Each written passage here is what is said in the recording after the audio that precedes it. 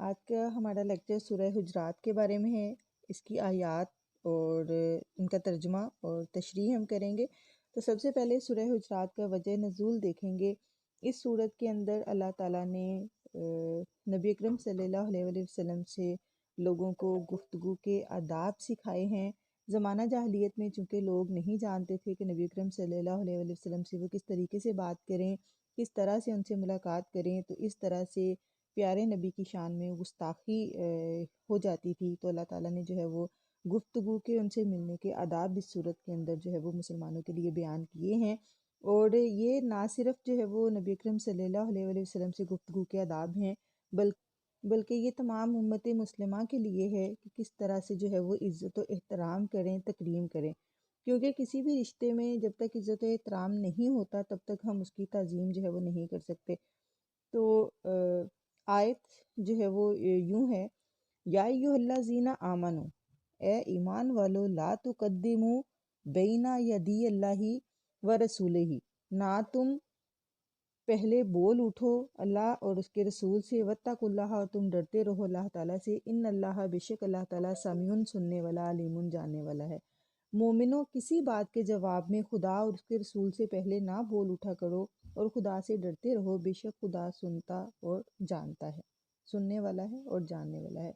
تو جیسا کہ میں نے ابھی بتایا کہ اس پوری صورت کے اندر جو ہے وہ اللہ تعالیٰ نے آداب بتائے ہیں، گفتگو کے آداب ہیں، عزت و احترام یعنی کہ اخلاقیات کے اوپر یہ صورت جو ہے وہ نازل ہوئی ہے۔ تو اسی طرح سے اس آیت کے اندر جو ہے وہ یہ بتایا جا رہا ہے کہ جب اللہ اور اس کے رسول کے سامنے جو ہے وہ کسی بھی بات کے جواب میں ان کے سامنے نہ بول اٹھا کرو، یعنی کہ جو حکم اللہ تعالیٰ کی طرف سے دیا گیا ہو، جو حکم نبی اکرم صلی اللہ علیہ وآلہ وسلم کی طرف سے دیا گیا ہو، اس کو بجا لانا جو ہے وہ تمام مسلمانوں پر جو ہے وہ فرض ہے، اور اس کی خلاف ورزی مت کرو۔ اس چیز سے جو ہے وہ اس آیت کے اندر منع کیا جا رہا ہے، کیونکہ جب کوئی بھی انسان، جب ہم اپنے مسلمان ہونے کا اعلان کرتے ہیں تو ہم اس بات کا بھی اعلان کر رہے ہوتے ہیں کہ آج کے بعد ہماری اپنی کوئی خواہش، کوئی مرضی جو ہے وہ نہیں ہوگی، اور ہماری جو زندگی ہے وہ رسول اکرم صلی اللہ علیہ وآلہ وسلم کے تابع ہوگی، اور ہم اپنی جان اور مال، تمام چیزیں جو ہے وہ ان کے اوپر قربان کر دیں گے۔ تو اس لیے جو فیصلہ، جو احکامات جو ہے وہ نبی کی طرف سے ہمارے لیے اتارے جاتے ہیں، وہی ہمارے لیے جو ہے وہ ان میں حکمت ہوتی ہے، اور انہی کو جو ہے ہم ان کی خلاف ورزی اللہ تعالیٰ نے جو ہے وہ ممنوع قرار دی ہے، اور یہی اس میں جو ہے وہ بتایا گیا ہے۔ اگلی آیت ہے ہمارے پاس، یا ایھا الذین آمنو، اے لوگو ایمان والو، لا ترفعوا، نہ تم بلند کرو اصواتکم، اپنی آوازوں کو، فوق صوت النبی، یہ نبی کی آوازوں پر، ولا تجہروا، اور نہ تم زور سے بولو، لہو بالقول، کجہر، جیسا کہ تم زور سے بولتے ہو، بعضکم لبعض، ایک دوسرے کے ساتھ، ان تحبط، یہ کہ ضائع ہو جائے، اعمالکم، تمہارے اعمال، وانتم لا تشعرون، اور تمہیں شعور بھی نہ ہو، تمہیں خبر بھی نہ ہو۔ اے اہل ایمان، اپنی آوازیں پیغمبر کی آواز سے اونچی نہ کرو، اور جس طرح آپس میں ایک دوسرے سے زور سے بولتے ہو، اس طرح ان کے روبرو زور سے نہ بولا کرو، ایسا نہ ہو کہ تمہارے اعمال ضائع ہو جائیں اور تم کو خبر بھی نہ ہو۔ اس آیت مبارکہ کے اندر جو ہے وہ آداب کی ہی تعلیم دی جا رہی ہے، اور گفتگو کا طریقہ بتایا جا رہا ہے کہ اگر تمہیں وہاں شرف باریانی نصیب ہو اور ہم کلامی کی سعادت نصیب ہو، تو یہ خیال رہے کہ تمہاری آواز میرے محبوب کی آواز سے بلند نہ ہونے پائے۔ جب ظاہر ہو تو ادب و احترام کی تصویر بن کر حاضری دو۔ اگر اس سلسلہ میں تم نے ذرا سی غفلت برتی اور بے پرواہی سے کام لیا تو سارے اعمال حسنہ، ہجرت، جہاد، عبادات وغیرہ تمام اعمال جو ہے وہ تمہارے ضائع ہو جائیں گے۔ پہلی آیت میں بھی یا ایھا الذین آمنو سے خطاب ہو چکا تھا، یہاں خطاب کی ضرورت نہ تھی، لیکن چونکہ یہ ایک نازک معاملہ ہے کہ یہاں پر اہل ایمان سے اللہ تعالیٰ جو ہے وہ خطاب کر رہا ہے، اور انہیں بتایا جا رہا ہے کہ یہ کوئی معمولی بات نہیں ہے کہ آداب گفتگو کے اوپر بار بار زور دیا جا رہا ہے۔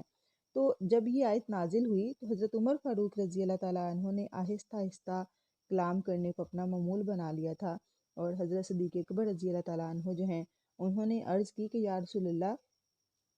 مجھے اس ذات کی قسم جس نے آپ پر یہ قرآن نازل فرمایا ہے، میں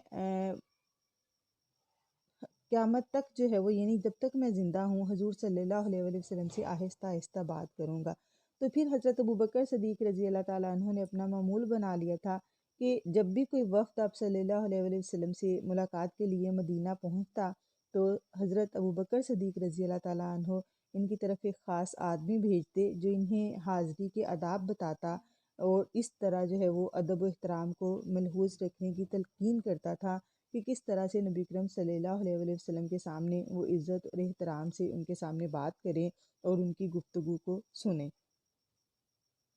صحابہ کرام جو کہ پہلے ہی ادب اور احترام کا بہت زیادہ خیال رکھتے تھے، تو جب یہ آیت نازل ہوئی تو وہ بہت زیادہ محتاط ہو گئے تھے۔ اسی طرح سے ایک صحابی تھے حضرت ثابت ابن قیس، ان کی آواز قدرتی طور پر تھوڑی بلند تھی، تو جب یہ آیت نازل ہوئی تو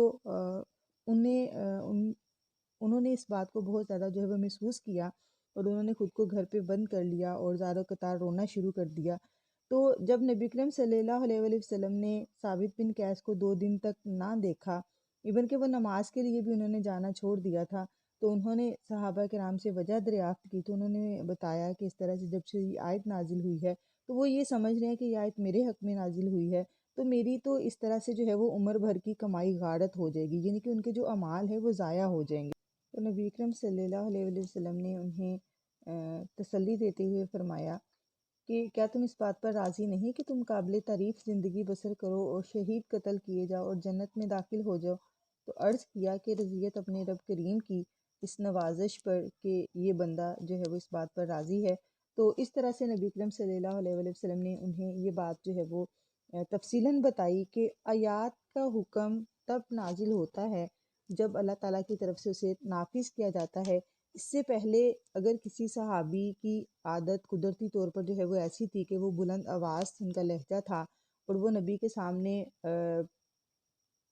اونچی آواز میں اگر انہوں نے ان کی آواز جو ہے وہ نبی کی آواز سے بلند بھی رہی ہوگی، لیکن اس پر جو ہے وہ کوئی گناہ لازم نہیں آتا ہے، کیونکہ کسی بھی چیز کے بارے میں پابندی تب لازم ہوتی ہے جب اس کے بارے میں حکم اللہ تعالیٰ کی طرف سے جو ہے وہ نازل کر دیا جاتا ہے۔ اور ویسے بھی یہاں پر اونچا بولنے سے مراد جو ہے وہ آپ صلی اللہ علیہ وآلہ وسلم کی شان میں گستاخی کرنے سے مراد لیا گیا ہے، لیکن اگر ضرورت کے وقت بلند آواز بولنا جو ہے وہ ہرگز منع نہیں ہے، جیسے کہ حضرت بلال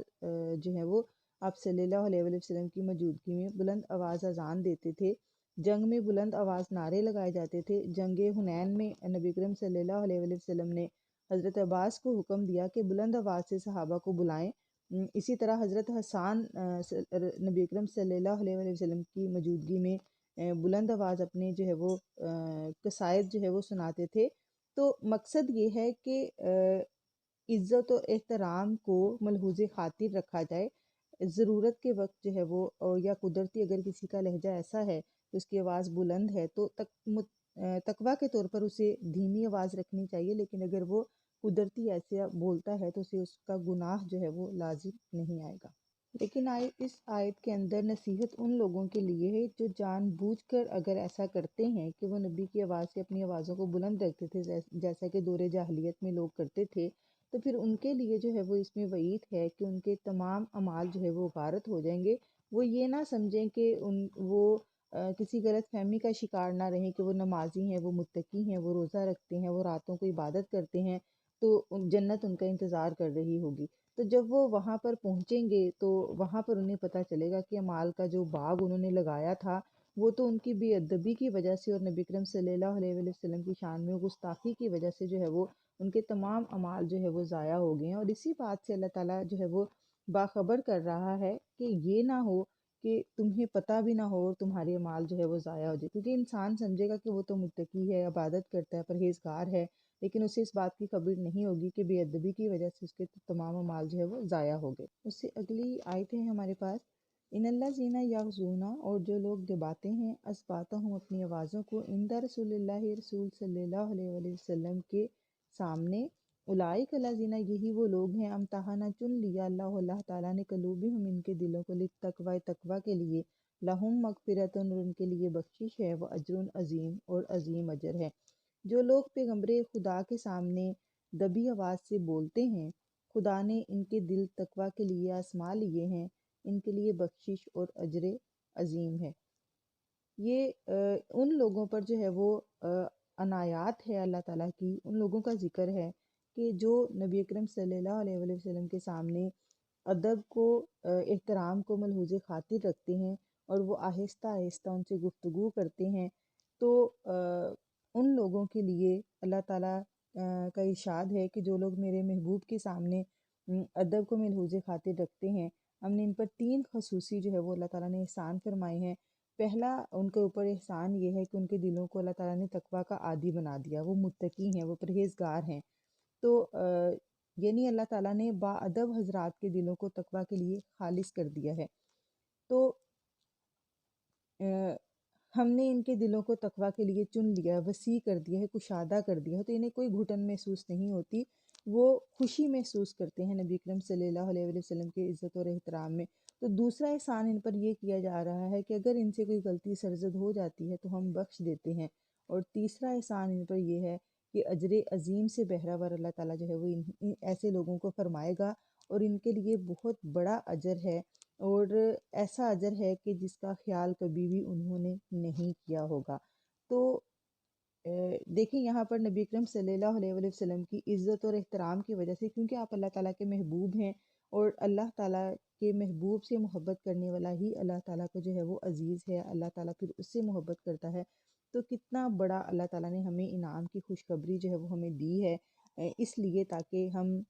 اپنے دلوں میں تقویٰ پیدا کریں، اور ہم عزت و احترام کو ملحوظ خاطر رکھیں، آداب گفتگو سیکھیں، اور ہمارا اخلاق جو ہے وہ بہتر ہو، کیونکہ ایک مسلمان سے جو ہے وہ اعلیٰ اخلاق کا جو ہے وہ تقاضا کرتا ہے اسلام، کیونکہ ہمارے نبی اکرم صلی اللہ علیہ وآلہ وسلم کو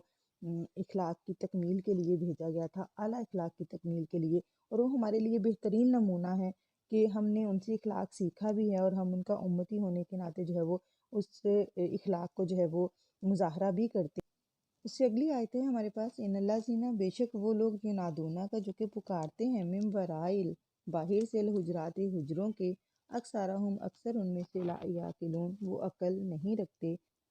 یعنی جو لوگ تم کو حجروں کے باہر سے آواز دیتے ہیں ان میں سے اکثر بے عقل ہیں اور وہ شعور نہیں رکھتے۔ اب یہ آیت جو ہے وہ یہ عرب کے جاہل لوگوں کے لیے تھی، کہ جن کا آداب کے ساتھ کوئی بھی تعلق نہیں تھا، جو مہذب نہیں تھے، تو اس آیت کے اندر جو ہے وہ انہیں آداب سکھائے جا رہے ہیں کہ خاص طور پر یہ جو گفتگو کے آداب ہیں ان کو بارگاہ رسالت میں ملحوظ خاطر رکھنا جو ہے وہ بہت ضروری ہے۔ تو واقعہ کچھ یوں ہے، ایک دفعہ بنی تمیم کا ایک وفد جو ہے وہ نبی اکرم صلی اللہ علیہ وآلہ وسلم پر سے ملاقات کے لیے آیا، اس میں تقریباً 70 سے 80 لوگ شامل تھے، جس میں ان کے 3 سردار بھی تھے۔ تو دوپہر کا وقت تھا، نبی اکرم صلی اللہ علیہ وآلہ وسلم اپنے حجرہ میں قیلولہ فرما رہے تھے، تو ان لوگوں نے نبی اکرم صلی اللہ علیہ وآلہ وسلم کا انتظار کرنا مناسب نہیں سمجھا، چونکہ وہ سردار تھے قبیلے کے، تو انہوں نے اس کو خلاف شان سمجھا، اور حجرے کے باہر کھڑے ہو کر زور زور سے انہوں نے آوازیں لگائی، یا محمد اخرج علینا، تو آپ صلی اللہ علیہ وآلہ وسلم کا نام لے کر کہا کہ ہمارے پاس باہر آئیے۔ تو حضور صلی اللہ علیہ وآلہ وسلم باہر تشریف لائے، تو ان لوگوں نے اس بات کو جو ہے وہ بہت غرور کی سینس میں جو ہے وہ لیا، اور بہت جو ہے وہ شیخی بگاڑتے ہوئے کہا کہ یعنی ہم جس کی مداح کرتے ہیں اسے مزین کر دیتے ہیں، تو جس کی مذمت کرتے ہیں اس کو معیوب بنا دیتے ہیں، ہم تمام عربوں سے اشرف ہیں۔ تو سچے نبی نے فرمایا، اے بنی تمیم، تم نے غلط بیانی سے کام لیا ہے، بلکہ اللہ تعالیٰ کی مداح باعث زینت ہے، اور اس کی ہی مذمت باعث تحقیر ہے، اور تم سے اشرف حضرت یوسف ہیں۔ پھر انہوں نے کہا، ہم مفاخرت کی غرض سے آئے ہیں۔ چنانچہ پہلے ان کا خطیب حاجب کھڑا ہوا، اور اپنے قبیلے کی تعریف میں زمین و آسمان کے اس نے کلابے ملا دیے، اور اپنی فصاحت و بلاغت کا مظاہرہ کیا۔ نبی اکرم صلی اللہ علیہ وآلہ وسلم نے ثابت ابن قیس کو اس کا جواب دینے کا حکم دیا، تو جب انہوں نے جواب دیا تو وہ سہم کر رہ گئے۔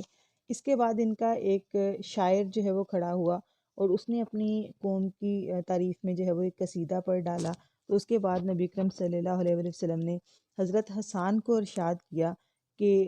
ان کو جو ہے وہ جواب دیں، تو انہوں نے اپنی جو ہے وہ جواب سے ان کو خاموش کروا دیا، اور اسلام کی صداقت اور نبی کرم صلی اللہ علیہ وسلم کی عظمت کو عزت انداز میں بیان فرمایا کہ ان کا جتنا بھی ان کا غرور تکبر تھا وہ سب خاک میں مل گیا، اور ان کو اس بات کو تسلیم کرنا پڑا کہ نہ ہمارا خطیب نبی اکرم صلی اللہ علیہ وسلم کے خطیب کے ہم پلہ ہے، اور نہ ہی ہمارا شاعر دربار رسالت کے شاعر سے کوئی نسبت رکھتا ہے۔ تو اللہ تعالیٰ نے ان پر اپنا خصوصی کرم فرما دیا اور ان کے دلوں کو اسلام کے لیے کشادہ کر دیا، تو وہ سارے کے سارے جو لوگ تھے وہ ایمان کی دولت سے جو ہے وہ مالا مال ہوئے، یعنی جس بات کو وہ اپنے لیے باعث فخر سمجھ رہے تھے اسی بات نے ان کو جھکنے پہ مجبور کر دیا۔ تو آپ صلی اللہ علیہ وسلم کے اخلاق کی وجہ سے وہ لوگ جو ہے وہ انہوں نے اسلام کو قبول کیا، اور اللہ تعالیٰ نے ان کے دلوں میں ایمان کو داخل کیا، اور جب انہوں نے نبی اکرم صلی اللہ علیہ وسلم کی اہمیت کو تسلیم کر دیا تو اللہ تعالیٰ نے ان کے دلوں میں تقویٰ کو پیدا کر دیا، اور ان کے دلوں کو اللہ تعالیٰ نے اسلام کے لیے چن لیا۔ اس سے اگلی آیتیں ہمارے پاس جو کہ اسی آیت سے ریلیٹ کرتی ہے۔ وَلَوْ أَنَّهُمْ صَبَرُوا، اگر وہ صبر کرتے، حتیٰ یہاں تک کہ تخرجوا علیہم، آپ نکل آتے ان کے لیے باہر، لَكَانَ، اور یہ خیرٌ بہتر ہوتا، لہم ان کے لیے، واللہ غفور الرحیم، اللہ تعالیٰ بخشنے والا اور مہربان ہے۔ اور اگر وہ صبر کیے رکھتے یہاں تک کہ آپ خود نکل آتے ان کے پاس تو ان کے لیے بہتر تھا، اور خدا بخشنے والا اور مہربان ہے۔ یہ انہی لوگوں کے لیے جو ہے وہ حکم نازل ہوا ہے اسی وقت کے لیے کہ جنہوں نے نبی اکرم صلی اللہ علیہ وسلم کو آپ کے لولا کر رہے تھے، اور انہوں نے آپ کو حجروں کے باہر سے جو ہے وہ بلند آواز پکارا، اور آپ کے آرام میں خلل پڑا اور آپ کو باہر آنا پڑا۔ تو ان لوگوں کے لیے جو ہے وہ یہاں پر اللہ تعالیٰ جو ہے وہ فرما رہا ہے کہ ان لوگوں کے لیے بہتر اگر وہ انتظار کرتے یہاں تک کہ آپ نبی اکرم صلی اللہ علیہ وسلم جو ہے وہ خود اپنے کلولہ کے ٹائم کے بعد جو ہے وہ آپ اپنے حجرے سے باہر جو ہے وہ تشریف لے آتے۔ تو اس آیات میں بارگاہ نبوت میں بے ادبی کی قباحت کو ظاہر کرنے کے ساتھ ساتھ جو ہے وہ ہمیں حسن آداب کی تعلیم بھی دی جا رہی ہے۔ علماء کرام نے اس آیات سے جو ہے وہ خوب استفادہ کیا ہے۔ حضرت ابو عبید جو بلند پایا عالم تھے، فرمایا کرتے تھے کہ میں نے کبھی کسی استاد کے دروازہ پر دستک نہیں دی، بلکہ میں ان کا منتظر رہتا جب وہ خود باہر تشریف لے آتے۔ اسی طرح سے جو ہے وہ حضرت ابن عباس معرف القرآن کی تعلیم حاصل کرنے کے لیے ایک حضرت ابی کے گھر جاتے تھے، تو ان کا دروازہ نہ کھٹکھٹاتے بلکہ خاموشی سے ان کا انتظار کرتے، یہاں تک کہ وہ اپنے معمول کے مطابق باہر آ جاتے۔ تو حضرت ابی کو یہ بات بڑی گراں گزری، انہوں نے کہا کہ آپ نے دروازہ کیوں نہیں بجایا تاکہ میں فوراً باہر آ جاتا اور آپ کو انتظار کی زحمت نہ کرنی پڑتی۔ تو آپ نے جواب دیا یعنی عالم اپنی قوم میں اس طرح ہے جس طرح نبی اپنی امت میں ہوتا ہے، اور اللہ تعالیٰ نے اپنے نبی کریم صلی اللہ علیہ وسلم کے بارے میں فرمایا ہے وَلَوْ أَنَّهُمْ صَبَرُوا، اگر وہ صبر کرتے تو ان کے لیے بہتر ہوتا۔ تو اسی لیے جو حکم نبی اکرم صلی اللہ علیہ وسلم کے لیے، کیونکہ اللہ تعالیٰ نے آپ کو معلم بنا کر بھیجا ہے، آپ ساری دنیا کے لیے بہترین معلم تھے، اور عالم جو ہے وہ ہماری قوم میں وہی حیثیت رکھتا ہے، ایک معلم کی حیثیت رکھتا ہے۔ تو جو نبی ہماری امت میں حیثیت رکھتے ہیں تو اس لیے ان کا عزت اور احترام بھی ہمارے اوپر اسی طرح سے جو ہے وہ واجب ہے۔ اس کے بعد علامہ آلوسی فرماتے ہیں کہ میں نے یہ واقعہ بچپن میں پڑھا تھا اور عمر بھر اس کے مطابق اپنے اساتذہ کے ساتھ معاملہ جو ہے وہ میں کرتا رہا، یعنی کہ ان کا عزت اور احترام اسی طرح سے کرتا رہا۔ تو مغربی تہذیب جو ہے اس نے ہمارے معاشرے پر بہت سارے برے اثرات ڈالے ہیں، اور اس میں ایک برا اثر یہ بھی ہے کہ زمانے کے ساتھ ساتھ جو ہے وہ شاگردوں کا دلوں سے اساتذہ کا احترام ختم ہو گیا ہے، ان کے ساتھ گستاخانہ گفتگو بھی کی جاتی ہے، اور نقلیں بھی اتاری جاتی ہیں، اور جس پر پھر طلباء کوئی شرمندگی بھی محسوس نہیں کرتے۔ تو ہمارے معاشرے کے اندر اس چیز کی بہت زیادہ ضرورت ہے کہ ہم اپنے بزرگوں کا احترام کریں، ماں باپ کی تعظیم و تکریم کا جذبہ بھی ہمارے اندر جو ہے وہ اس طرح سے موجود نہیں ہے جیسے پہلے لوگوں میں ہوتا تھا۔ تو ان آیات کے ذریعے قرآن پاک بیسیکلی ہماری رہنمائی کے لیے ہی تھا، تاکہ قیامت تک آنے والے تمام لوگ اسے پڑھیں، اسے سمجھیں اور اس سے رہنمائی حاصل کریں۔ تو یہ آیات جو ہے وہ آج ہم انہیں پڑھ کر ان سے جو ہے وہ سبق حاصل کر سکتے ہیں۔ آداب سیکھ سکتے ہیں، اخلاق سیکھ سکتے ہیں، اپنے آپ کو بہتر بنا سکتے ہیں، اور اس سے بزرگوں کا احترام کرنا، والدین کا، اساتذہ کا اور رشتوں کا احترام جو ہے وہ ہمیں اس صورت سے سیکھنے کو جو ہے وہ ملتا ہے، اور ہمیں اب اسے اپنی زندگیوں میں شامل کر کے اس پر جو ہے وہ عمل پیرا بھی ہونا چاہیے، تاکہ ہم ایک خوبصورت معاشرے کا حصہ ہیں، اسلامی معاشرے کا حصہ ہیں، تو ہمیں اپنے معاشرے کو ان چیزوں کے ذریعے جو ہے وہ اپنے اخلاق کے ذریعے خوبصورت بھی بنانا چاہیے۔ اب جیسا کہ ادب اور آداب کے حوالے سے نبی اکرم صلی اللہ علیہ وسلم کا ارشاد ہے، یعنی جو شخص چھوٹوں پر رحم نہیں کرتا اور بڑوں کی توقیر نہیں کرتا، یعنی کہ عزت نہیں کرتا، وہ ہماری جماعت میں سے نہیں ہے، یعنی کہ وہ نبی کے امتی میں سے نہیں ہو سکتا، کیونکہ آپ صلی اللہ علیہ وسلم کے زمانے سے صحابہ کرام، خلفائے راشدین، جتنے بھی لوگ گزرے ہیں، انہوں نے اس چیز کا خیال رکھا ہے، اور یہ ہمارے معاشرے میں خوبصورتی کو بڑھاتی ہیں، یہ چیزیں عزت، احترام، آداب، اخلاقیات، تو ان کو ہمیں جو ہے وہ اپنی زندگیوں میں شامل کرنا چاہیے عملی طور پر۔ جی، اس سے اگلی آیت جو کہ بہت ہی اہم ہے، آج کل ہمارے معاشرے کے اندر اس کی بہت زیادہ ضرورت ہے، اور وہ آیت کیا ہے؟ یا ایھا الذین آمنوا، اے ایمان والو، ان جاءکم فاسقون، اگر آئے تمہارے پاس کوئی گناہ گار بنبان، کوئی خبر لے کر، فتبینوا، پس تم تصدیق کر لیا کرو، ان تصیبو، یہ کہ تم نقصان پہنچاؤ، قومن، کسی قوم کو، بجہالت، نادانی سے، فتصبحوا، اور پھر تم ہو جاؤ، علی ما فعلتم، جو تم نے کیا، نادمین، پچھتانے والے۔ مومنو، اگر کوئی بد کردار شخص تمہارے پاس کوئی خبر لے کر آئے، خوب تحقیق کر لیا کرو کہ کسی قوم کو نادانی سے نقصان پہنچا دو، پھر تم کو اپنے کیے پر نادم ہونا پڑے۔ اس آیت کا جو شان نزول ہے، وہ اکثر جو ہے وہ علماء کرام نے اس کو یوں روایت کیا ہے کہ ایک بنو مستلق کا ایک سردار نبی اکرم صلی اللہ علیہ وسلم کی بارگاہ میں رسالت ہوا اور اس نے اسلام قبول کیا، تو نبی اکرم صلی اللہ علیہ وسلم نے زکوٰۃ ادا کرنے کا حکم دیا، تو اس نے اسے بھی قبول کر لیا اور عرض کیا کہ میں واپس اپنے قبیلے کے پاس جاتا ہوں اور انہیں بھی اسلام کی دعوت دوں گا، جن لوگوں نے یہ دعوت قبول کی ان سے زکوٰۃ بھی وصول کروں گا، کیونکہ جو اسلام میں داخل ہو جاتے ہیں ان پر ارکان اسلام بھی واجب ہو جاتے ہیں، تو آپ فلاں وقت اپنا کوئی آدمی بھیج دیں جو جتنی بھی جمع شدہ زکوٰۃ ہوگی وہ مجھ سے وصول کر لے۔ اب وہ سردار چلا گیا اپنے واپس جو ہے وہ قبیلے کے پاس، نبی اکرم صلی اللہ علیہ وسلم نے جو مقررہ مدت طے ہوئی تھی آپ کے اور اس شخص کے درمیان، تو آپ نے اس مقررہ مدت پر ولید ابن عقبہ ابن معیط کو بنی مطلق کی طرف بھیجا تاکہ وہ زکوٰۃ وصول کرے۔ زمانہ جہالت میں ولید کے ذمہ ان کا ایک قتل تھا، یعنی کہ اس قبیلے کی طرف، تو اسے خدشہ ہوا کہ اگر وہ اس بستی کی طرف جاتا ہے تو وہ انہیں قتل نہ کر دیں، تو وہ راستے سے ہی واپس آیا اور اس نے آ کر خبر دی کہ انہوں نے زکوٰۃ دینے سے انکار کر دیا ہے، وہ میرے قتل کے در پہ ہو گئے تھے، تو میں بہت مشکل سے جان بچا کر آیا ہوں۔ نبی اکرم صلی اللہ علیہ وسلم نے جب اس کی بات سنی تو حضرت خالد کو ایک دستہ دے کر ان کی طرف روانہ کیا اور حکم دیا کہ پہلے حقیقت معلوم کر لینا اور پھر کوئی کارروائی کرنا، یہ نہ ہو کہ جلد بازی سے تم کوئی سٹیپ لے لو اور کوئی جلد بازی سے کام نہ لینا، پہلے اس کے حالات جو ہے وہ معلوم کرنا، اور آپ صلی اللہ علیہ وسلم کا ہمیشہ سے یہ طریقہ کار رہا ہے کہ کسی بھی بستی کی طرف جو ہے وہ جانے سے پہلے، ہجرت کرنے سے پہلے وہاں کے حالات معلوم کر لیتے تھے کہ آیا وہاں کے لوگ جو ہے وہ اسلام میں کس حد تک داخل ہو چکے ہیں۔ تو حسب ارشاد حضرت خالد رات کے وقت وہاں پہنچے،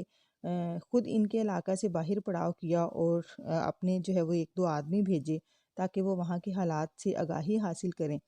انہوں نے، وہ جو آدمی وہاں پر گئے تھے، انہوں نے آ کر گواہی دی کہ وہ اسلام پر پختہ ہیں، ہم نے ان کی اذانیں سنی ہیں اور ان کو باجماعت نماز ادا کرتے دیکھا ہے۔ حضرت خالد صبح کے وقت ان کے ہاں گئے اور اپنے جو لوگ تھے ان کی فراہم کردہ اطلاعات کو انہوں نے درست پایا، یعنی کہ انہوں نے دوبارہ سے جا کے جو لوگ بھیجے تھے ان کی بھی خود جا کے تصدیق کی، اور اس کے بعد حضرت خالد نے واپس آ کر نبی اکرم صلی اللہ علیہ وسلم سے وہ تمام حقیقت ان کو بتائی، تو اس وقت یہ آیت جو ہے وہ نازل ہوئی۔ نبی اکرم صلی اللہ علیہ وسلم اکثر فرمایا کرتے تھے، سوچ سمجھ کر کام کرنا اللہ کی توفیق ہے اور جلد بازی کرنا شیطان کی جو ہے وہ کارستانی ہے۔ تو ہمیشہ جو ہے وہ ہمیں سوچ سمجھ کر کام کرنا چاہیے۔ اور ہم دیکھیں کہ ہمارے معاشرے کے اندر بہت سارے بگاڑ جو ہے وہ صرف اسی وجہ سے ہیں، کیونکہ جب ہمارے پاس کوئی بات پہنچتی ہے تو ہم اس کی تصدیق نہیں کرتے، اور یہاں تک کہ ہم اسلام کی بہت ساری باتیں بلا تصدیق جو ہے وہ آگے پہنچا دیتے ہیں۔ جیسے بہت سارے جو ہے وہ میسیجز آ رہے ہوتے ہیں، کوئی احادیث، کوئی اقوال، ان کو آگے اتنے لوگوں کو بھیج دو تو یہ ہوگا، اور ہم صرف اسلام کی محبت میں ہم ان کو آگے جو ہے وہ فارورڈ کر دیتے ہیں، یہ تصدیق نہیں کرتے کہ آیا کہ یہ کسی ریفرنس کے ساتھ ہے، یہ اتھینٹک ہے یا نہیں ہے۔ اور اسی طرح سے جو ہے وہ بہت ساری ایسی باتیں جو ہمارے گھروں میں اس سے ہٹ کر بھی ہمارے گھروں میں لڑائیوں کا باعث ہیں، کہ اگر کسی نے ہمارے بارے میں کوئی بات کہہ دی تو ہم بنا تصدیق کیے ہم بدگمان ہو جاتے ہیں، اور ہمارے رشتوں میں جو ہے وہ ایک سرد جنگ شروع ہو جاتی ہے۔ اگر ہم کسی کی بات پر یقین کرنے سے پہلے اس کی تصدیق کر تو بہت سارے رشتے بچ سکتے ہیں، بہت سارے بگاڑ ہمارے معاشرے کے اندر جو پیدا ہوتے ہیں وہ بچ سکتے ہیں، قتل و غارت کم ہو سکتی ہے۔ تو اسی لیے جو ہے وہ اللہ تعالیٰ نے جو ہے وہ ہدایت کی ہے مسلمانوں کو بہت سختی کے ساتھ، کہ جب بھی تمہارے پاس کوئی شخص خبر لے کے آئے تو اسے فوری طور پر قبول نہ کیا کرو۔ ہو سکتا ہے وہ جھوٹ بول رہا ہو سکتا ہے وہ کسی سے بدلہ لینے کے لیے جو ہے وہ غلط بیانی کر رہا ہو، اور تم جو ہے وہ